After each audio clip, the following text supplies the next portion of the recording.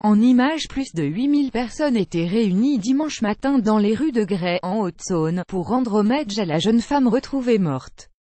Plus de 8000 personnes étaient réunies dimanche à Gray, en Haute-Saône, pour participer à une marche silencieuse à la mémoire d'Alexia Daval, la joggeuse retrouvée assassinée lundi près de cette ville. Selon le comptage de la gendarmerie et de la police municipale, il y a actuellement plus de 8000 personnes à la marche silencieuse, a déclaré en fin de matinée à l'AFP Christophe Laurenceau. Avant le début de l'hommage, un premier comptage faisait état de 3000 personnes rassemblées sous le hall de départ. L'heure est au recueillement, a insisté le maire. La police, la gendarmerie et les services techniques de la commune ont tout fait pour pouvoir accueillir toutes ces personnes dans les meilleures conditions et en toute sécurité, a-t-il précisé.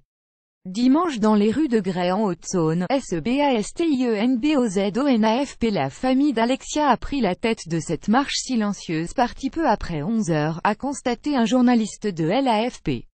Le mari, le père, la mère et la sœur d'Alexia avançaient en se tenant par la main, et portaient des roses blanches et rouges.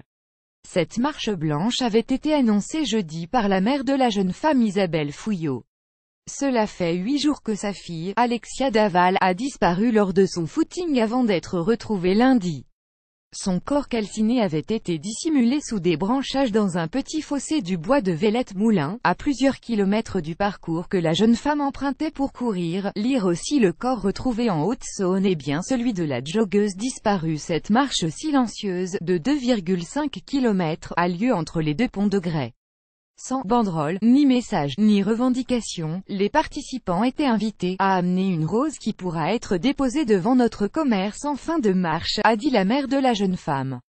Les parents d'Alexia tiennent un bar PMU.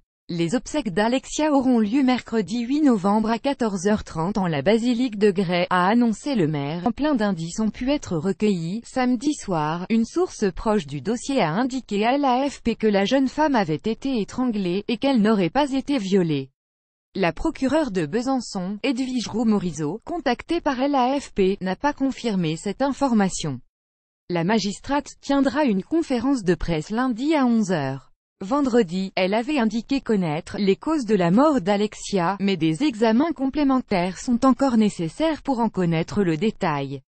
Plein d'indices ont pu être recueillis, et l'autopsie a permis de conclure à un certain nombre d'éléments intéressants pour l'enquête, avait confié la magistrate. Des rassemblements ont été organisés samedi dans plusieurs villes. Des centaines de personnes ont rendu hommage à la joggeuse en courant à Paris, Besançon, Lille ou Marseille. Samedi, à Lille, une course en hommage à la jeune femme.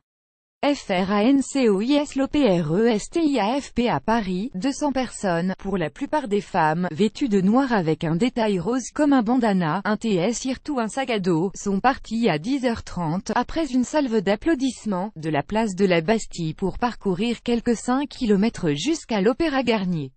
À Gray, des passants rendent hommage à Alexia Daval, assassinée le week-end du 28 octobre.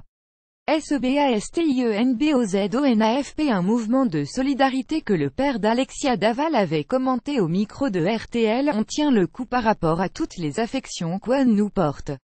On réalise que les gens sont avec nous, qu'il y a une forte mobilisation de soutien, d'amour.